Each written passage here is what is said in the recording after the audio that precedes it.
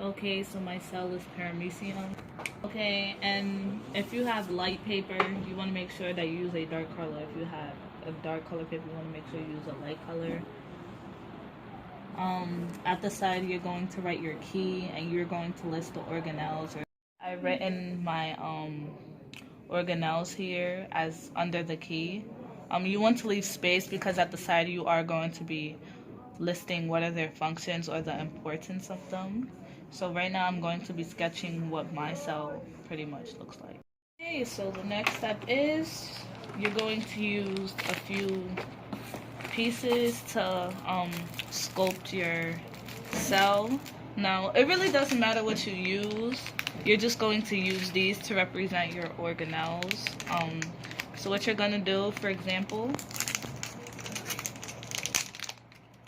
if I wanted to use a cotton ball for the oral groove, I will put them right here. And when I actually make the paramecium, I will have the cotton ball inside of it wherever it goes.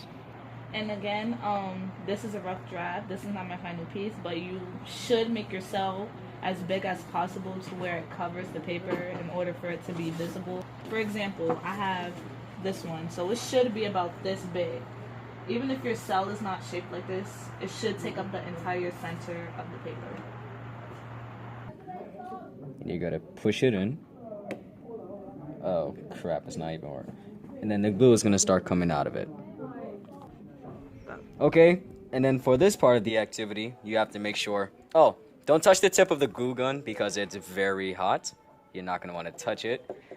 And you're gonna need your own partner for this part of the activity.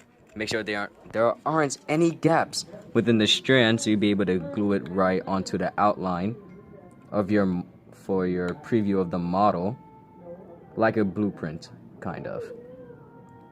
And your partner will help you adjust it so the glue will stick in that exact spot in which you have put it in, so it'll be able to hold the strand there. Okay, and then you'll also want continuous gaps within these roots right here, or else the slime that Rick is going to give to you is going to leak out from your model. So you're gonna have to hold the glue. Well, you're gonna have to hold the strand in place while you start gluing the area, and make sure that when you let go, it stays in that area as well. All right, and with your partner holding it while you're gluing, it's going to manage to stay right there in place, and make sure your partner does not let go and doesn't touch the glue while it's trying to dry with the strand in that place. Just like that. And shout outs to Lewis, who's actually helping me with this. Okay, so my partner and I, we turned the model around because you're gonna directly need to observe where you're gluing the strand so you'll be able to keep it in place. After gluing the inside of the strand, you're gonna need to glue the back to make sure both sides are stable and they will stay and lock up in one place so nothing will leak out of it. Be careful where you actually touch the glue when you're gluing because it's very hot and you don't want to burn your skin. Okay, and for one piece of the strand, it's not going to be long enough in order to cover the whole entire outline of your model. So you're going to need scissors and another piece of strand. You're going to need to estimate how long the strand is going to be. So you're going to put it on the back of the other strand from the outline. And then you see it will cover the whole entire outline to which parts you need to actually cover for this model. Outline, so it'll be able to stick there, and have your partner hold it in place with a pair of scissors, not his fingers, because it's just going to burn straight through.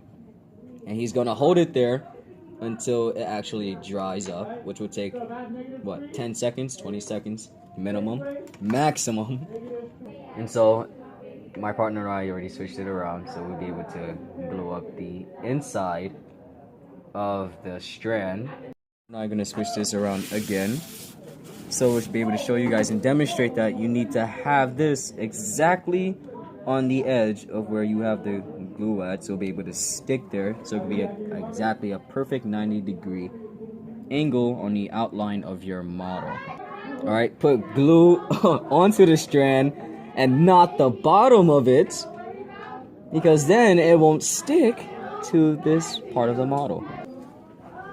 Alright, and for the final part of this video, the person who is holding the glue gun is going to glue the outside of the strand in order for it to stay in place.